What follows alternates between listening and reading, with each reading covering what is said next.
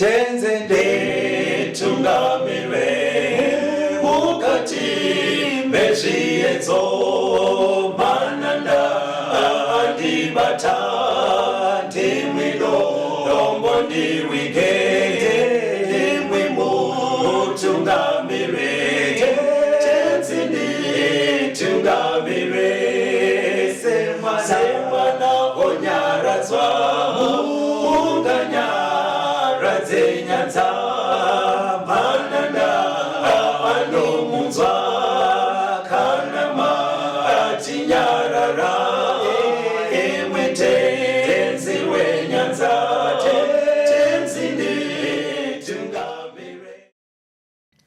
Kwazwai vateereri, tinomuchingamidzai kuchirongwa The Second Coming of Christ chamunopiwa naPastor Gift Rhodzi vekuNorth Zimbabwe Conference of the Seventh-day Adventist Church pamwe chete namufundisi Caston Betera vekuEast Zimbabwe Conference of the Seventh-day Adventist Church. Mufundisi kwasai vateereri. Vateereri tinokuchingamidzai kuchirongwa. Tinoda kutenda hurukuro yatinayo nhasi ine musoro wenyaya unoti Mwari haaite chinhu asina kuzivisa zvakavanzika zvake.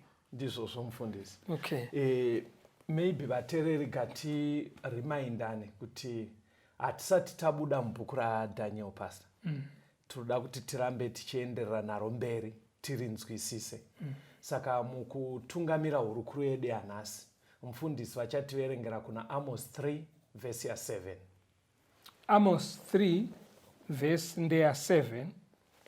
Zvirokwazvo Ishe Jehovha haangaiti chinhu asina kumbozivisa varanda vake vaprofita zvakavanzika zvake. Mufundisi, bhaibheri riri kuisa pachena kuti zvinenge zvitori muMwari pakarekta yake. Alright. Kuti anopota achizivisa vanhu mafambiro anenge achiita nhoroondo ino yenyika. Saka maybe panogona kuita kwese ndepekuti ndezvipi zvaanozivisa kuti zvizikanwe nevanhu. Anzi zvakavanzika zvake. Zvine zviri zvinhu zvakada kuita sei. Okay. Pane muenzaniso Mwari paanobuda pachena kuburikidza nebhaibheri raanototaura ega kuti izvi handigone kuzviita ndisina kutanga ndataura. Okay. Ndoda kuti muende munonzwa ndimayo pana Genesis 18. Okay.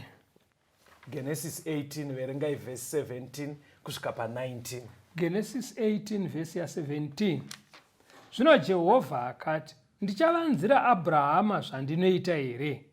Abrahama zvaachava rudzi rukuru rune simba, nendudzi dzose dzenyika dzicharopafadzwa maari, nokuti ndakamutsaura kuti arayire vana vake naveimba yake vanomutevera kuti vachengete nzira yaJehovha, vaite zvakarurama nezvakanaka, kuti Jehovha auyise pamusoro paAbrahama izvo zvaakataura pamusoro pake. Pakuparadzwa kweSodhomu neGomora, Right.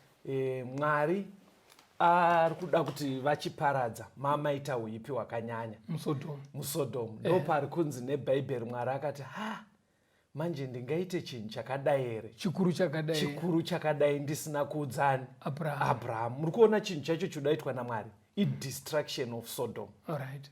Munhu wese muSodoma aifunga kuti it's business as usual. Vaifunga kuti upenyu huri kudii? It was hidden from people of Sodom. Zvazvisiri pachena kwavari kuti mugumo weSodom watosvika. But zvaive hidden kuvanhu vemuSodom, Mwari akaona kuti beta ndizviudze Abraham. Muri kuona kuti anoburitsa. Ndoda kuti muone zvinhu zvikurehwa naMwari zvikunzi zvakavanzika zvacho kuti muone magnitude yacho. Okay. Hapasi kurehwa kanhu kadiki. Aiwa, panotaurwa zvinhu zvikuru mukuona sekuparara uko. Saka zvinhu zvikuru zvakada kuita seizvozvo zvine chekuita mukuona kuparara kweSodoma, maybe sekuguma kwenyika ino. Zvinhu izvozvo ndo zvikunzi nebhaibheri Mwari haaite asati azivisa varanda vake. Apa sei akaudza Abraham? Pane mataurirwo aita karekta yaAbraham. Sei akaudza Abraham? Ari kunzi Abraham achava rudzi rukuru. 1. Ndudzi dzese dzicharopafadzwa maari. Yes. Akatsaurirwa kuti agodzidzisa veimba yake. Yes. Kutya Mwari nekuchengeta mitemo yake. Plus iye aiteerera. Saka muchaona kuti kwatiri vana vaMwari nemi vateereri, Mwari ndo dzitori shungu dzake kuti tikaita zvimiro zvinenge zvaAbhrahamu, ane zvimwe zvaanoda kutizarurira zvinhu zvikuru zvekuti tizive. Kana tazviziva, toudza vana vedu, todzidzisa vana vedu kuchengeta mitemo nekuteerera Mwari. Mwari anenge aine shungu dzakadaro dzekuti vanhu vazvizive. Ngatimbonai chimwe chinhu chikuru pastor. Chine theme yeprogram inei. Udzai vateerere program ino inonzi chii? In case pana ajoina nhasi kekutanga. The second coming of Christ. Kuti pastor? Kudzoka kwechipiri kwaJesu Kristu. Inyaya inotaurwa mubhaibheri, hachisi chinhu chidiki ichi vateereri. Saka timboona kuti bhaibheri rinoti kudii, rakatarisa zvinongedzo zvinoratidza kuti kudzoka kwaJesu kwapadhuze. Endai kuna Matthew 24 pastor. Matthew 24 muverenge kubva verse 5 mosvika kuverse 14. Pane minongedzo yakawanda inotaurwa ipapo. Matthew 24 verse ya 5. Nokuti vazhinji vachauya nezita rangu vachiti, ndini Kristu, vachitsautsa vazhinji. Muchanzwa zvokurwa neguru rokurwa, chenjerai musavhunduka, nokuti izvozvi zvose zvinofanira kumboitwa, asi kuguma kuchigere kusvika. Nokuti rudzi ruchamukira rudzi, noushe uchamukira ushe, nenzara dzichavapo, nehosha nokudengenyeka kwenyika kunzvimbo zhinji. Asi zvinhu izvozvi zvichava kutanga kwenhamo. Zvino vachakuisai kumadambudziko, vachakuurayai, muchavengwa namarudzi ose nokuda kwezita rangu.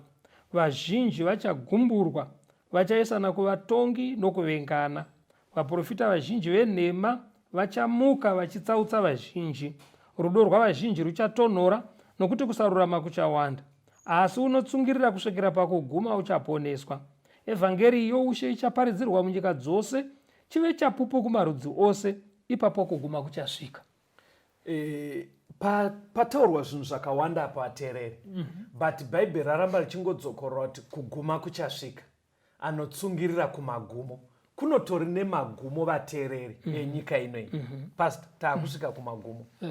Ndangoti ndiye uchidza vateereri kuti ukazwa bhaibheri chiti ipapo kuguma kuchasvika. Harisi kuita chibhendeba. This world is coming to an end. But pane zvataurwa pastor. Zviri kunongedzera. Hanzi chekutanga chenjerai kutsauswa. Kuchaya vanhu vakawanda vachiti ndisana Kristu. Zvikanzi muchanzwa zvehondo. Neguhu rehondo. Wars and rumors of war. Zvikanzi ndudzi dzichamukirana. Zvikanzi pachaita hosha, nenzara, nekudengeneka. Zvikanzi kana iri social life, rudo rwevazhinji ruchatonhora. Ruchapora. Ndobva pazonzi asi chimwe futi. Ivhangeri yeushe ichaparidzirwa kusvika kumugumo enyika. Kuti apa pastor?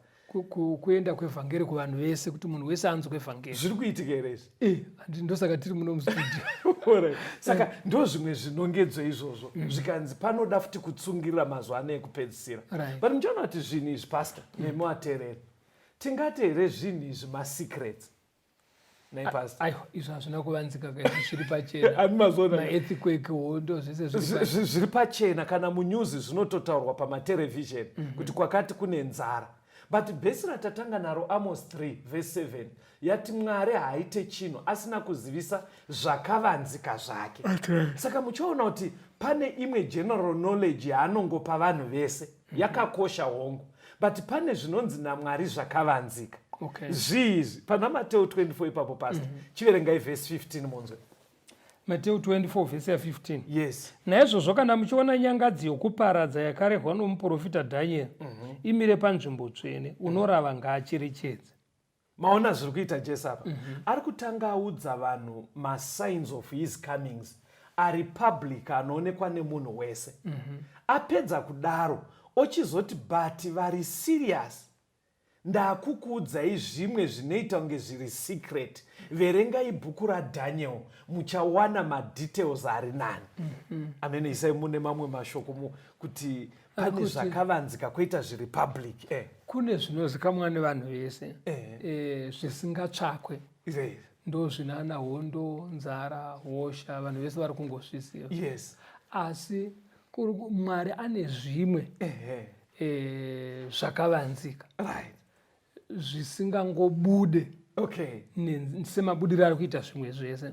Ndo zviri kunzi naMwari. Vanoda kuzviziva endai munotsvaka kubhuku raDhaniel. toda kutenda. Saka muchaona kuti Jesu ari kubva atipa clue kuti mazuva ano ekupedzisira dzidzai bhaibheri wedu patine tichita machechi tichidaro ngatidzidze, but zvinezvi tokurudzirwa kunzi mazuva ano ekupedzisira imbonyanya kutendererai muri mubhuku raDhaniel.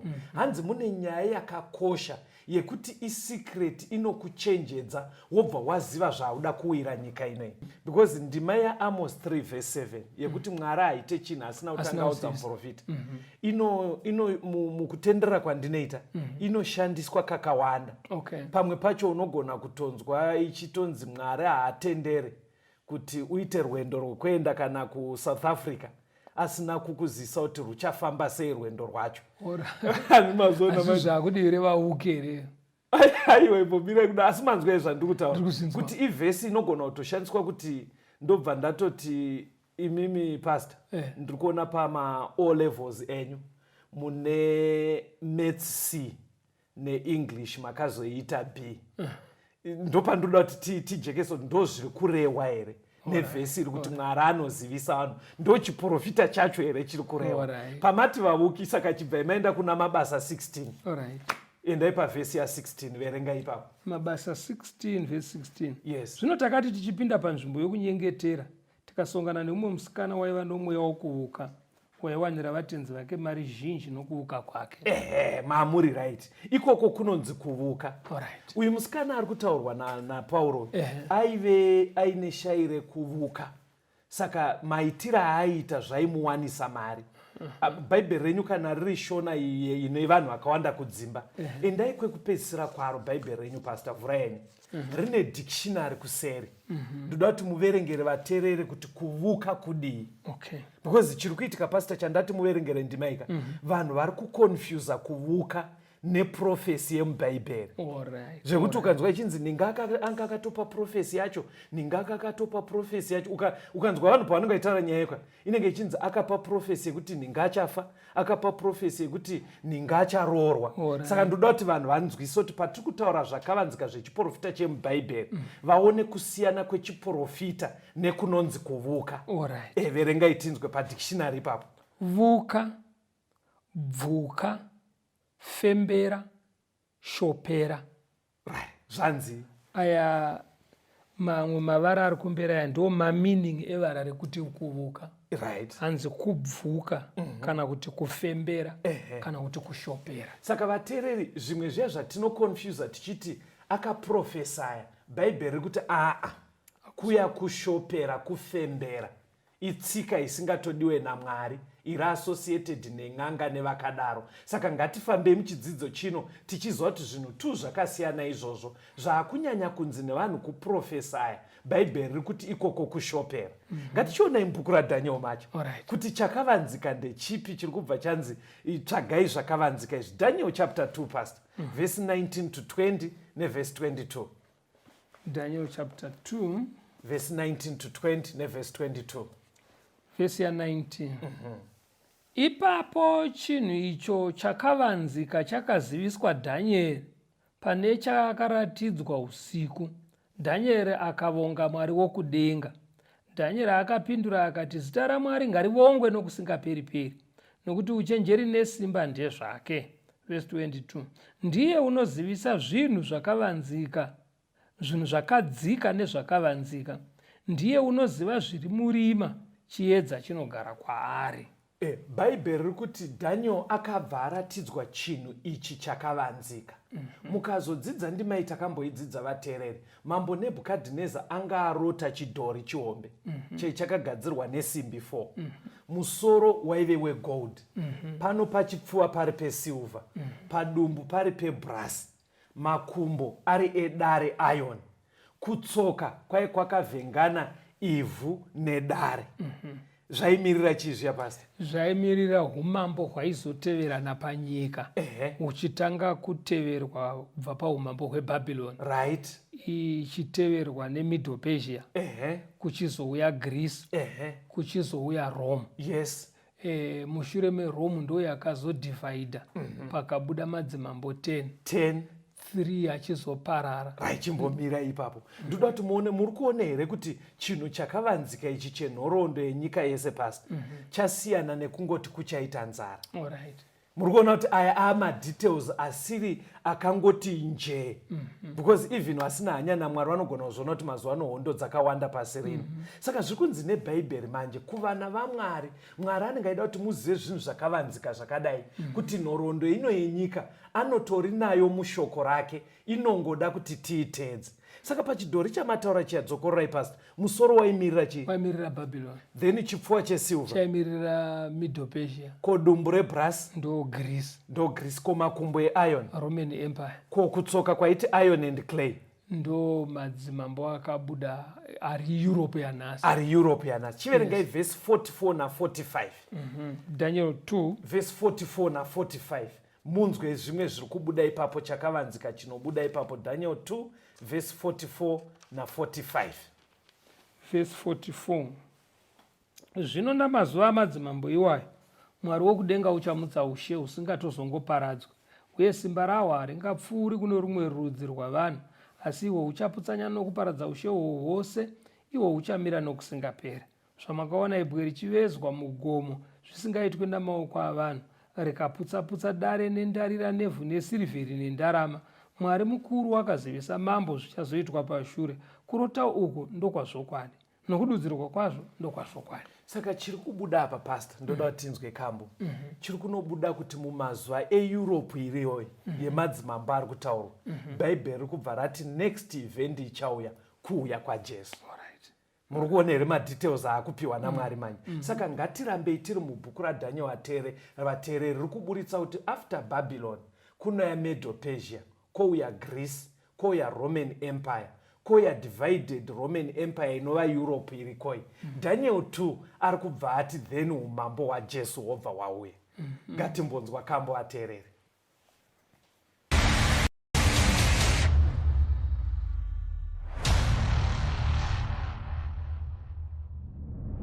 Wacheki waribi wanocheka, misumbu inochekwa kuminda, nemajeko basangari itwe, musamire dakarata pedza. Waribi wacheki ndiyani, ouya anotibatsira, ndiani achatibatsira, kuunganidza mwanda.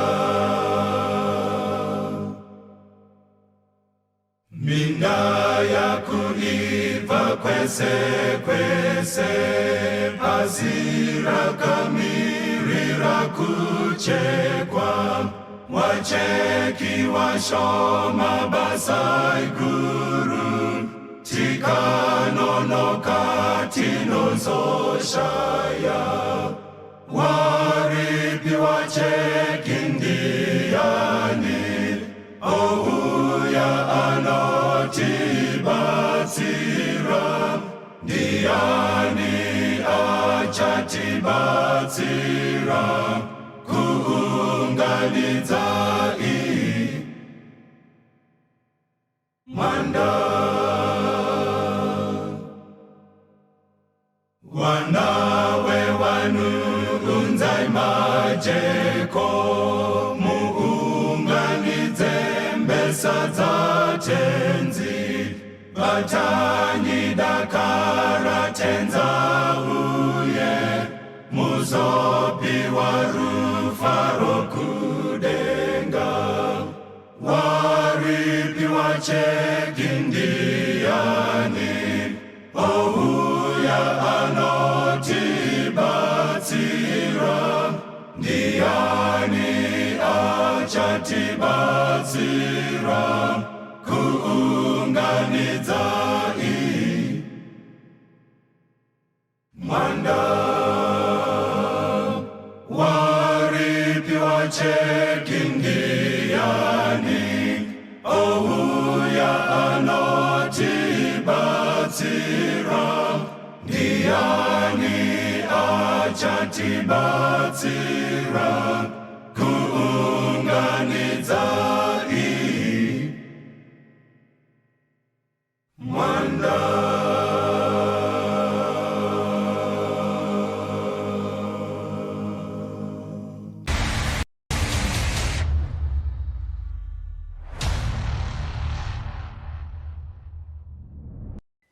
Tinomuchingamidzai zvakare vateereri, tiri kuenderera mberi nehurukuro yedu.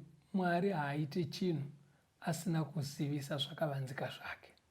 Saka apo taona Mwari achizivisa nhoroondo yenyika inoyi kubva paBhabhironi, Medo Persia, Greece, Rome, tosvika kuEurope iriko, then nekudzoka kwaJesu. Saka chakavanzika ichi mufundisi chakadzokorwa nemi vateereri, chakazodzokorwa zvakare muna Daniel chapter 7. Saka toda kuti tinzwe Mwari shungu dzake dziri dzekuti tibate zvakavanzika izvi zvitichenjedze mumazuva ano ekupedzisira. Daniel chapter 7 tichaverengerwa kubva pavhesi ya2 kusvika pa7. Daniel 7 vhesi ya2. Daniel akataura akati, ndakaona pane zvandakaratidzwa usiku. Tarirai, mhepo ina dzokudenga dzakamutsa gungwa guru. Mhuka huru ina dzikakwira dzichibva mugungwa dzisina kufanana. Yokutanga yakanga yakafanana neshumba iine mapapiro egondo. Ndikaramba ndakatarira kusvikira mapapiro aya ataurwa, ikasumudzwa ichibva panyika, ikamiswa namakumbo maviri somunhu, ikapuwa mwoyo womunhu. Ndikaonazve imwe mhuka yechipiri yakafanana nebere, iyo yakanga yakasumudza rumwe rutivi rwayo, uye mumuromo mayo yakanga yakaruma mbabvu 3 pakati pameno ayo. Vakati kwairi, simuka upedze nyama zhinji. Shure kwaizvozvo ndakatarira ndikaona imwezve yakafanana nengwe, yakanga iine mapapiro 4 pamusana wayo akafanana neeshiri. Mhuka iyi yakanga iine misoro 4 ikapiwa simba. Shure kwaizvozvo ndakaona pane zvandakaratidzwa usiku, ndikaona mhuka yechina yaityisa nokuvhundutsa, ine simba guru kwazvo, yakanga ina meno makuru outare, ikapedza nokuvhuna-vhuna nokupwanya zvakanga zvasara netsoka dzayo. Iyi yakanga yakasiyana nemhuka dzose dzakaitangira, yakanga iine nyanga 10. Daniel anoratidzwa mhuka 4 dzaiti bere, yakatambira pashumba, ndobva kwauya chi bere, mbada neimwe mhuka yaakashayira zita. Nemhuka imwe yaakashayira zita. Iyi pane yakashayirwa zita pastor, pane zvimwe zvinotsanangurwa pamusoro payo. Verengai vhesi 8. Vhesi ya8 Daniel 7. Yes. Ndikacherechedza nyanga, ndikaona rumwe runyanga ruchibuda pakati pedzimwe ruri ruduku. Dzimwe nyanga 3 pane dzokutanga dzikadzurwa nemidzi yadzo pamberi parwo. Ndikaona kuti parunyanga urwo pakanga pana meso omunhu nomuromo wakanga uchitaura zvinhu zvikuru. Right. Pastor, toda kuti tingosamaraizai zvamaverenga kubva kuvhesi 2. Zvandiri kudariroka ndikuziva kuti pachapter 2 vateereri vazvibata kuti chaive chidhori chine gold, silver, brass, iron, kutsoka kuti iron and clay.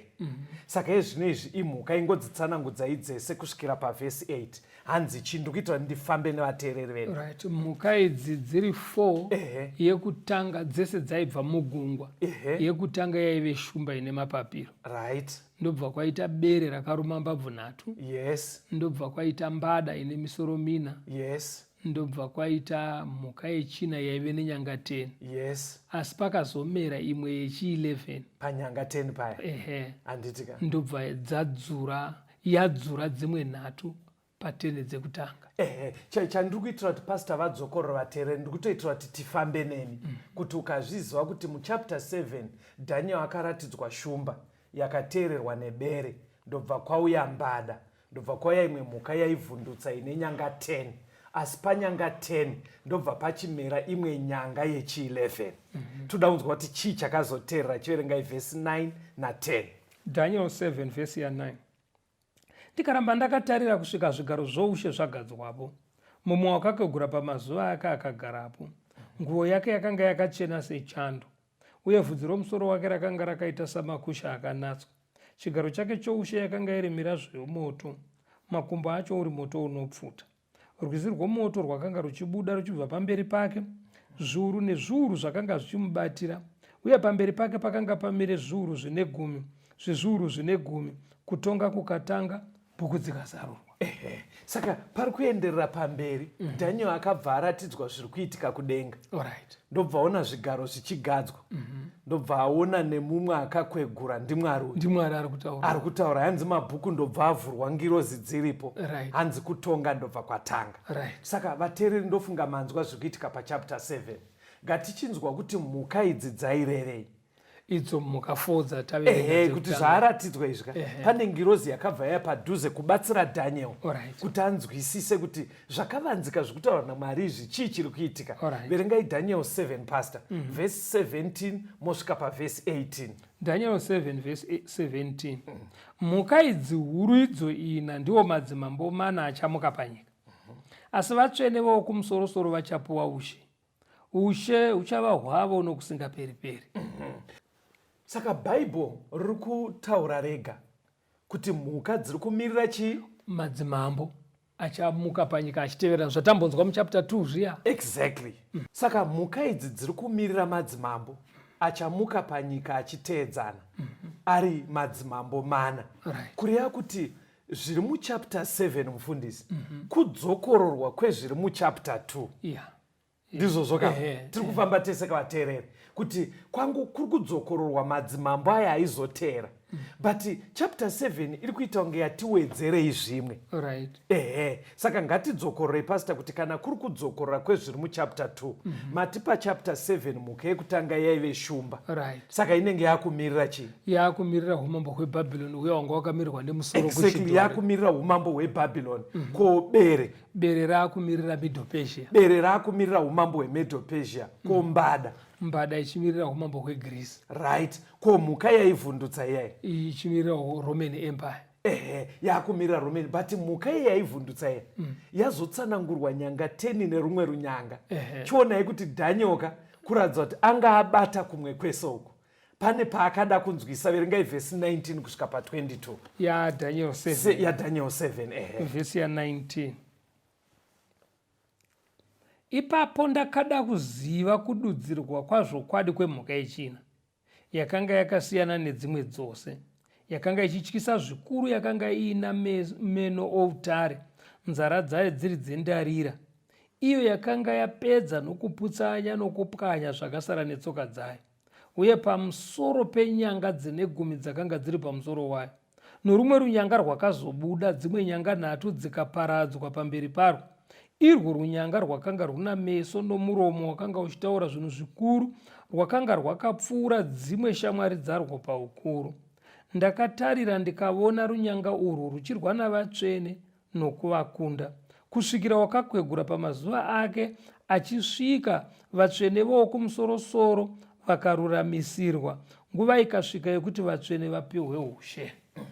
Saka nhoroondo mufundisi yepana chapter 2 Daniel akatozvibata kuti makingdoms achateedzana. Saka Mwari paakudzokorora futi kupa nhoroondo iyi pane paaida kuti Daniel achibata. Nekuti pekuti makingdoms aitozva kuti Daniel azvibata. Saka pabvunza Daniel kuti chii chamandiratidza, abva anzi mhuka idzi ina madzimambo achamuka panyika, asi ushe huchapiwa vatsvene. Saka ngirozi yakabva yakurumidza kuti pemadzimambo ndiri kungokudza hangu unopaziva, but bata chinhu ichi kumberi uko ushe huchapiwa vatsvene vani? Vatsvene. Saka Daniel ari kubva ati no, handina kufara nekungosamaraizirwa. Ndobva ati chindiudzai mhuka yechi4 ine nyanga 10 neimwe nyanga yakazomera iya ikapunza dzimwe nyanga 3. Nyanga iyi yaitaura zvinhu zvinoshamisa iri kurevei. Hani mazvaona manje Daniel arida kuti aramba achiziva nyaya dzacho, kureva kuti pekuti Babylon, Medo Persia, Greece, Roman Empire anga apabata hana dambudziko napo. Akuti chindiwedzererai zvimwe zvamawedzera izvi. Ngatinzwa achipindurwa ipapo pasita kuti zviri kurevei. Pari kupindurwa Daniel ateereri. Zvinhu izvi ichakavanzika chaMwari chiri kutasirwa kunzi vatendi tizive, nekuti inhoroondo inonotisvitsa pakuguma kwenyika. Saka muri kuti mufundisi haasisiri Daniel ari kutsanangurirwa apa, ndisu. Because Jesu ndiye atanga ati endai munodzidza kubhuku raDaniel, kune zvakavanzika zviriko. Daniel kuna chapter 2 ndobva abva ati chakavanzika ichi ndakabva ndachiudzwa. Chaive chipi? Chekutsinhana kwemadzimambo. Saka ndo chakavanzika chiri kuramba chichiteedzwa naMwari kuti isusu vana vake tibate nyaya iyoyo. Saka ngatichinzwa yachipindurwa zvikuru sei paumambo hwechi4 nenyanga 10 dziya neimwe nyanga yakazomera. Verengai vhesi 23 kusvika pa25 yaDaniel 7. Verse 23.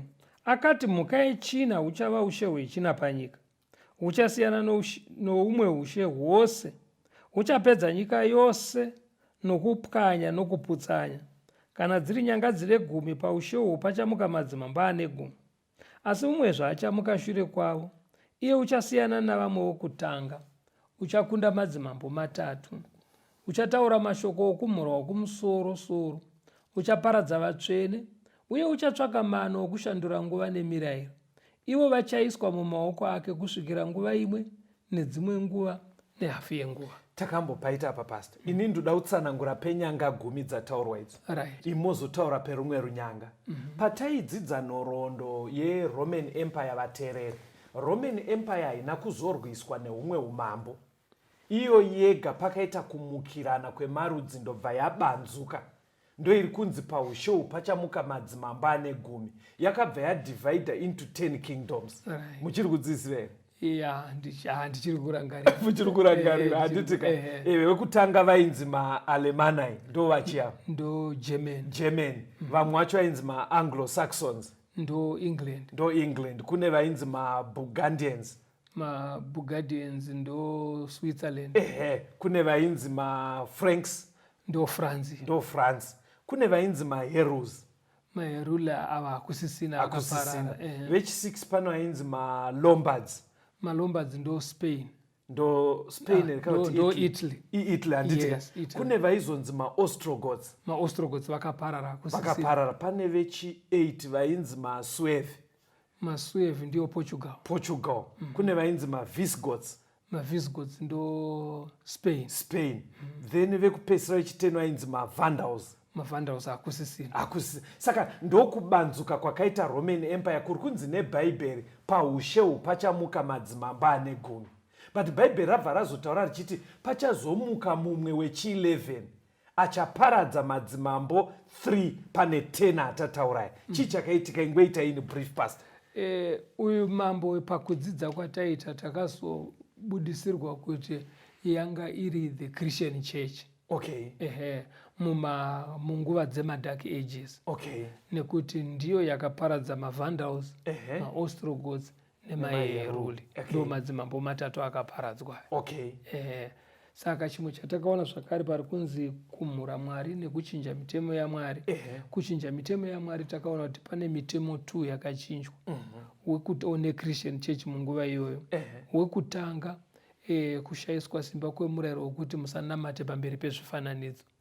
Zvakatanga kupfugamirwa muchechi. Zvifananidzo zvevatsvene zvichitoiswa muchechi. Wechipiri wakachinjwa murayiro wechina. Wekuchengeta sabata raMwari remusi wechinomwe wevhiki. Rikachinjaniswa pakaiswa zuva rekutanga. Ndo pazotaurwa futi kunzi achauraya vatsvene. Zvinhu zviri munhoroondo ateereri kuti nguva yemadark ages vairamba vachida kufamba sezvinoreva shoko raMwari vaiurayiwa. Saka ndo zvakaitika. Saka zvaakunobuda muri kuona kuti chakavanzika chiya chiri kuita chichikuraka. Saka pastor onai zvabuda apa. Babylon ndizoka Medo Persia. Greece. Roman Empire. Divided Roman Empire. Kana kuti Europe. Pobva pati the Christian Church. Mazuva yaine muzinda kuRome. Saka muri kuona kuti pari kuita pachiwedzerwa zvimwe. Saka pandoda kuti muone manje madzidzisiro anoita Bhaibheri haringodzokorore chete. Rinodzokorora asi richiwedzera zvimwe. Atsanangurirwa kudai so. Ndoda kuti muverenge verse 26 ne28. Daniel 7. Kusvika pa28 munzwe. Daniel 7 verse 26. Asi kutonga kuchatanga. Vachabvisa simba rake kuti varipedze nokuriparadza kusvikira pakuguma. Ipapo ushe nesimba neukuru hwoushe hwose pasi pedenga rose zvichapiwa vanhu vavatsvene vokumusoro-soro. Ushe hwake ndo kusingaperi.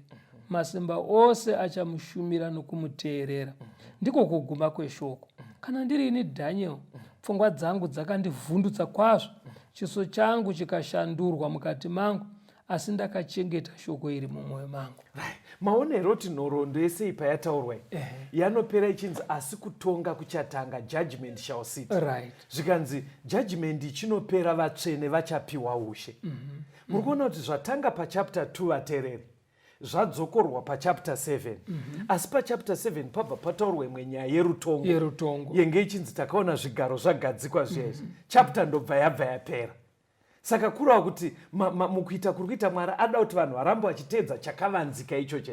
Saka zvatoda kuita tikanzwa kambo pastor, toda kuskonzwa kuchapter 8 muchaona nhoroondo imwe chete inodzokororo, but zvanga zvichiita kunge zvisina kujeka pachapter 7 zvinenge zvaakujekeswa kuchapter 8.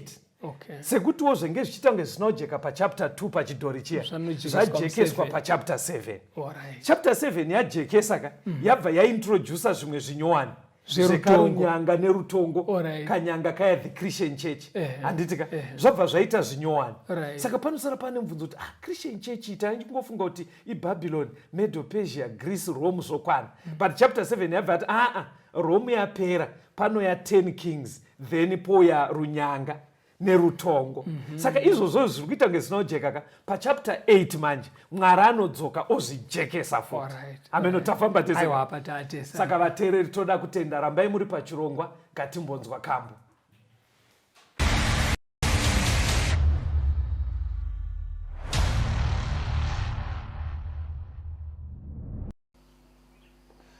Kuti tenzi anoridza tsuri yekugumayo apo nguva yepasi yaperawo, kuti wakanaka wese vanounganidzwapo, mazita anodaidzwa ndiripo, mazita anodaidzwa ndiripo, mazita anodaidzwa ndiripo, mazita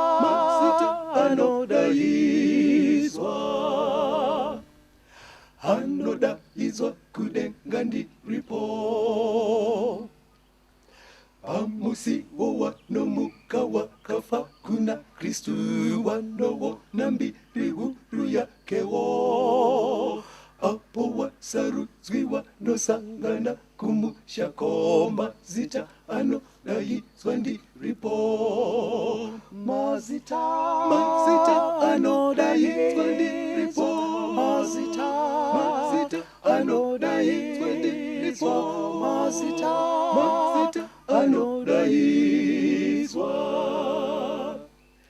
anodaidzwa kudenga ndiripo.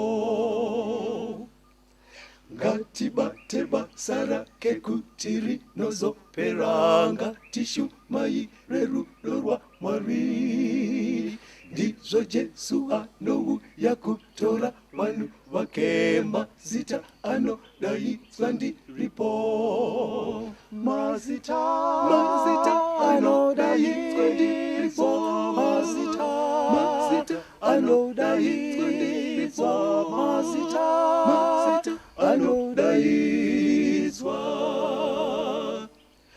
anodaidzwa kudenga ndiripo, mazita anodaidzwa ndiripo, mazita anodaidzwa ndiripo, mazita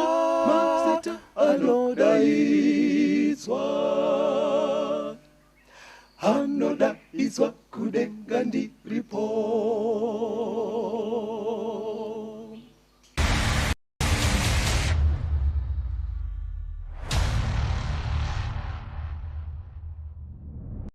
Tinomuchingamidzai zvakare vateereri, tichienderera mberi nehurukuro yedu. Mwari haangaite chinhu asati asivisa zvakavanzika zvake. Toda kutenda. Yes. Nyaya yedu pastor yatangira tichiudzwa zviratidzo zvekuguma kwenyika kuna Matthew 24. Asi Jesu ndobva ati kune zvakavanzika zviri mubhuku raDhaniel. Daniel ndobva ataura ega kuti chakavanzika ichi ndakachiratidzwa naMwari, chekutsinhana nekuravana kwemakingdoms, inova nyaya iri kuramba ichidzokorwa mubhuku raDhaniel. Taapa chapter 8 pastor. Nyaya imwe chete inodzokorwa, but this time vateereri munozoverenga chapter 8 yese yaDhaniel, panoshandiswa mhuka mbiri. Mhuka yekutanga raive gondobwe rine nyanga mbiri, mukono wehwai ndo gondobwe. Saka hanzi waiita zvawaiita pawaionekwa naDhaniel, but hanzi kwakazoonekwa nhongo mukono wembudzi wanga uine nyanga 1 paumapa yakareba. Handobva wauya kwakuskorwisa gondobwe riya gondobwe ndobva radonhera pasi kwakutotyoka nyanga dzaro mbiri. Hanzi nhongo yando yakatozosara iri pastage yakuita zvainoda, but hameno zvakazoitika panhongo kuti nyanga yacho yakazotyokawo ndobva pabuda dzimwe 4 nezvimwe zvakateera kumberi. Saka pari kushandiswa mhuka mbiri, tati chii pastor? Tati gondobwe, mukono wehwai, yes, nenhongo yembudzi. Nenhongo yembudzi. Saka ngatikurumidzei kunzwa sezvo vateereri vari kunzwisa manyorerwo ari kuita bhuku iri. Tinzwe kuti zvairevei. Daniel chapter 8 verse 20 to 21. Daniel 8 verse ya 20. Gondobwe rawakaona rakanga riine nyanga mbiri ndiwo madzimambo avaMedhia navaPezhia, uye nhongo ine mvere ndiye mambo weGirisi. Runyanga rukuru ruri pakati pameso ayo ndiye mambo wokutanga. Saka bhaibheri kubva rati mhuka dzawaona idzi dzanga dzichimirira, gondobwe riya ranga richimirira umambo hwemaMedo-Persians. Wakateera Bhabhironi. Nhongo yawaona iri kumirira umambo hweGreece wakateera Medo-Persia. Ndofunga Mwari zvavaedza kuita pastor kuti vanhu tikurumidze taziva kuti inyaya 1 iri kuramba ichienda. Havana havo kuda kuzotangira kuBhabhironi. Ndofunga Bhabhironi mazuva aya anga akutoperawo. Pandinombenga ndichiverenga nyaya idzi pastor, inini nechirungu ndine nchiti Daniel 2 naDaniel 7 naDaniel 8 zvichienda mberi ndinati maparallel prophecies. Mungandisire mushonere, ndoda kuti pfungwa yandoda kuti vateereri vaibate kuti varerukirwe nekudzidza bhuku iri. Zvinoreva kuti zviprofita zvinoenderana. Kureva kuti nyaya iri kuna Daniel 2 ndiyo iri muna Daniel 7, ndiyo zvakare yatinoona muna Daniel chapter 8. Ndizvozvo pastor Magona. Chinogona kuita zvitonge zvakasiyana Mwari anenge achingonowedzera imwe information kuti zvinyanye kujeka yanga isina kupiwa kumashure. Sepatapedza pachapter 7 pane nyaya isina kujeka yemadzimambo kuravana kwavo yajeka. But pane nyaya yazoita kunge inge iri nyowani yenge ichitaurwa kakuita kenyanga nhoroondo yethe Christian Church nenyaya yahanzi kutonga kuchatanga. Saka pachapter 8 nyaya yo manjeka inonodzokororwa futi kuti zvijeke kuitira kuti tirambe tichinzwisa zano raMwari. Verengai munzwe manje paakutsanangurwa verse 9 kusvika pa12 pana Daniel 8. Daniel 8 verse ya 9. Yes. Zvino kuno rumwe rwadzo kwakabuda runyanga ruduku rwakazokura kwazvo kumativi ezasi nokumavirazuva nokunyika yakaisvonaka, rukakura kusvikira iko kuhondo dzokudenga, rukawisira pasi dzimwe hondo nenyeredzi ndokutsika pamusoro padzo, rukazvikudza kusvikira kumuchinda wehondo, rukamutorera chipiriso chinopiswa nguva dzose, nzvimbo yeimba yake tsvene ikaputswa. Hondo ikamutswa kuzorwa nechipiriso chinopiswa nguva dzose nokuda kwokudarika, rukawisira pasi zvokwadi, rukafara pane zvose zvarwakaita. Apa paakutsanangurwa futi nhoroondo yethe Christian Church. Iya yatambodzidza kuchapter 7 kuti paparara umambo hweRome dzikaita 10 Christian Church ichizotanga. Saka ndonyaya iri kudzokororwa futi. Saka matsananguriro aitwa apa anogona kukonfuse kunze rukakura kusvika kuhondo dzekudenga. But bhaibheri rinozvidudzira richatipa samari yekuti chii chiri kuitwa, chiri kutsanangurwa panhoroondo yethe Christian Church payanga yane muzinda kuRome. Verengai verse 23 na 25 yaDaniel 8. Daniel 8 verse ya 23.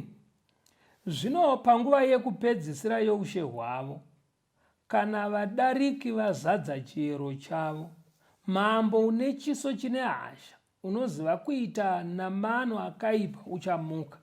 Simba rake richava guru, asi hazvingaitwi nesimba rake chairo.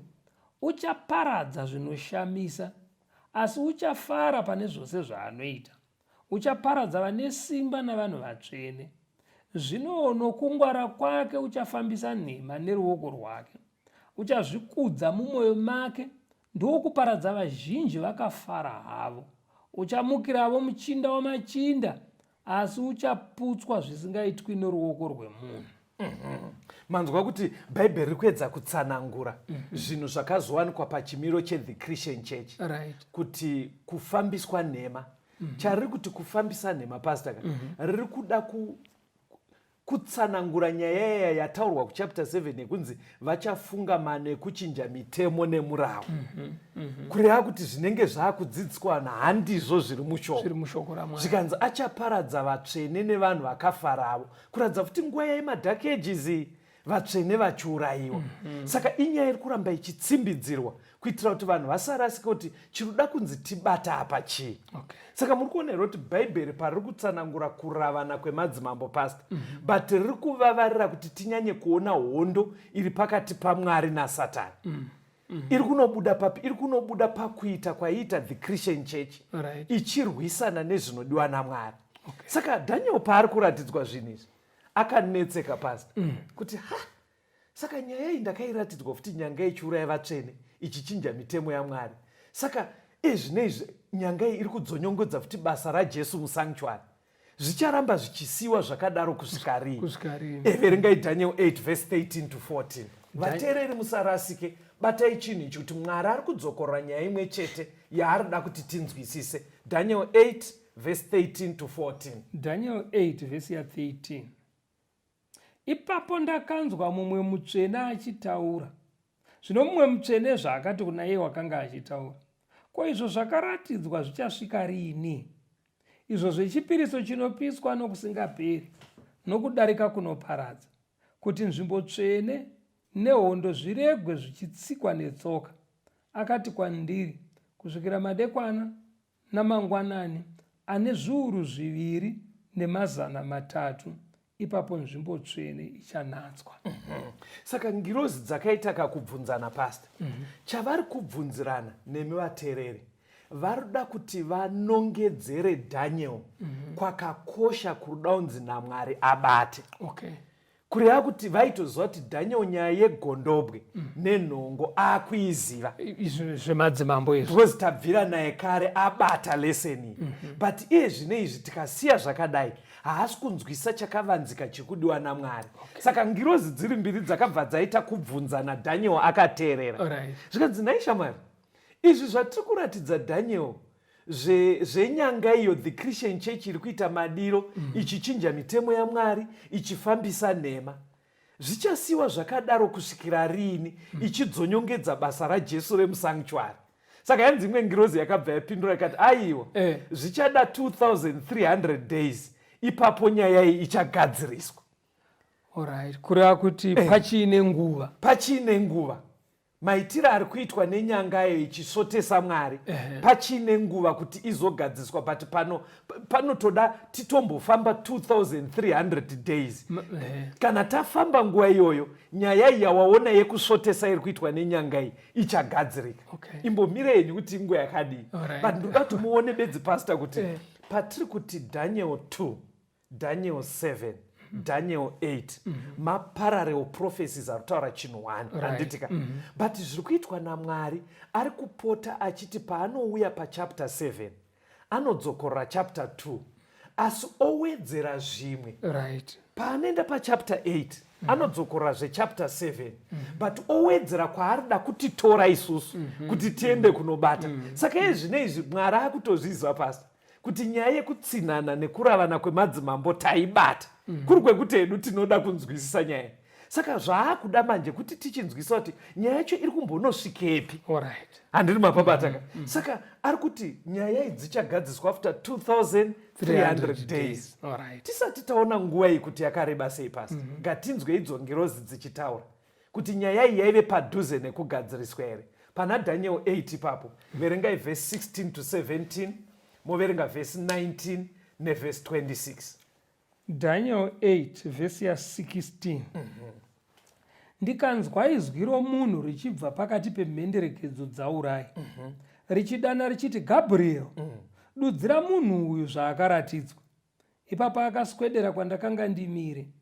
Zvino akati achisvika ndikatya, ndokuwira pasi nechiso changu. Asi wakati kwandiri, chinzwisisa iwe mwanakomana womunhu, nokuti zvawakaratidzwa ndezvenguva yokupedzisira. Verse 19. Akati, tarira, ndichakuzivisa zvichavapo panguva yokupedzisira nokutsamwa kwaJehovha, nokuti ndezvenguva yakatarwa yokupedzisira. Verse 26. Verse 26. zvawakaratidzwa zvamadekwana namangwanani, zvawakavudzwa ndezvazvokwadi, asi iwe vanza zvawaona, nekuti ndezvamazuva mazhinji anozouya. Saka zviri kuitika pastor, Daniel ada kuedza kunyatsonzwisa kuti chii chiri kuitika. Right. Saka ngirozi yaitoziva kuti pane zvaakuziva, koita pari kumunetsa. Saka chaakatanga kutoudzwa ndechekuti nyaya dzatakuratidza idzi ndedzemazuva ekupedzisira. Right. Kumberi uko. Saka mubvunzo wangu pastor, gondobwe raakaona tati raimirei? Gondobwe raimirira Middle Persia. Middle Persia mazuva ekupedzisira. Aiwa, kudhara zvakatopfuura. Saka muchaona kuti uku anga akubata. Saka kuri ati pakanga pachimunetsa ndepapo pataurwa nevhesi 26 kunzi Daniel, zvatakuudza zve2300 days ndezvechokwadi. Kuratidza kuti nhoroondo iyi anga aibata. But papa kumunetsa ndepekuti nyaya idzi dzichagadziriswa rii? Nguva yamataura iyi yakareba sei? Ndobvanza shamarika kuchiri kachana. Kumberi. Iwo zvaungatoitaka chimbovanza zvinhu izvi. But kukudza chokwadi nyaya yacho ndeyechokwadi. But ichiri kumberi. Handiri mapapa. Saka zvandiri kukumbira pastor, imi mimboisai nemutauro wenyu. Ndoda kuti vateereri vedu vagone kufamba sezviri kudiwa nebhuku raDaniel. Kuti kuri kwekuti vanzwisisa kuti kunoti Babylon, Medo Persia, Greece, Roman Empire, divided Roman Empire, pobva paita the Christian Church. Kuri kwekuti vapabata apa. Kuchapter 8 Mwari zvaakuda arida kuti vachibata nyaya yetime. Iyo yanzi 2300 days. Kuti focus kana kuri kwekuti uko tanota zvapinda. Mwari ari kuti unhu hwamaratidzwa huri kuitwa neChristian Church hwekuchinja mitemo, ichiuraya vatsvene, ichifambisa nhema, musafunga kuti denga harisi kuzviona. But riri kumirira 2300 days dzipere pachatanga kugadziriswa nyaya idzi. Saka taurai nepane time apa muchapaburitsa nhasi here? Aiwa, chidzidzo chinotera chichajekesa. But pandiroda bedzi ndepekuti tigone kuti pfungwa dzevateereri dziuye dziri prepared kuti pane nyaya dzetime dzaamuna Daniel dziri kunzi time iyoyo tiibate. Madzimambo vaabata, but pane nyaya yaakutaurwa yetime. Imboisai mumavara enyu. Ndoda kuti vanhu vachibvisa focus pamakingdoms kuteedzana kwawo vaite zviri kudiwa nebhaibheri, kuti vachiona kuti kwekupedzisira uku Mwari ane time dzaakatara dziri very important. Vateereri, patanga hurukuro yedu, shoko ratiisira pachena panzi Mwari anotanga azivisa zvakavanzika. Yes, pastor. Ndobva zvabuda mukuverenga kwedu kuti zvakavanzika zvatakanangana nazvo muhurukuro ineyi ndezvine chekuita nekudzoka kwaJesu. Ndobva taudzwa muchiprofita chakaoneswa Daniel kubva muchapter 2 kuti Jesu, kuti tizoziva kuti anouya rini, tinoteera nhoroondo yakapiwa yekutevedzana kwemadzimambo, asi tichiverenga kwete kubva pakatangira nyika, tichiverenga kutangira paumambo hweBhabhironi, wataona kuti hwakazoteerwa neMiddle Persia, ikateerwa neGreece, ikateerwa neRoman Empire, yakazodimbuka ikasiya Europe iriko nhasi. The 7 nations dzeEurope dzakabva mukutsemuka kweRoman Empire. Ndobva zvaenda pamberi zvichinzi panonodaro nhoroondo ichinosvika pakudimbuka kweEurope, pachazoitika rutongo Jesu asati auya. Zvanobudira muchapter 7. Tabva muchapter 7 taneisirwa pachena kuti rutongo urwo magumo aro kupiwa kweumambo kuvatsvene vaMwari. Ndobva taenda muchapter 8 unzi pachanoitika zvese izvi pachazopindawo Christian Church yoita zvainoita, yochinja mitemo yaMwari, yoita kuti basa raJesu risanyatsokuonekwa zvakanaka, asi pakupedzisira kunoitwa rutongo. Ndopanzi zvinhu izvizvi izvo zvekuti Christian Church inoita mabasa ese aya kuchinja mitemo yaMwari, kuparadzira nhema panyika, zvichapera rini Jesu asiri kunyatsoonekwa nevatendi? Zvikanzi kuchada nguva ye 2300 days. Saka ndopa tasvika ipapo. Very ndo chimwe saka zvino pastor tamuchakavanzika chenguva manje. Thank you pastor. At least pachidzidzo chinotera manje tinenge takunangana nenguva. Muone zvakavanzika zvinoda unzi naMwari muzive. Vanhu toda kukukumbira zvidzidzo izvi zvimwe zvacho takaita kumashure. Tibatei panhamba dzichapiwa namufundisi. Tikupei malinks ema WhatsApp groups. Zvidzidzo zvacho zviri futi paYouTube. Togona kupai malinks mokwanisa kuzviona ipapo. Kuri kwekuti pane zvimwe zvisiri kunyatsonzwisika kana panoda rubetsero, shandisai phone number dzichataurwa namufundisi kuti mutibate tigone kubatsirana. Onekai vateereri 0774 651 181 0774 651 181 kana kuti 0716 452 086 0716 452 086. Mwari vave nemi tikosangana muchikamu chinotevera. Thank you.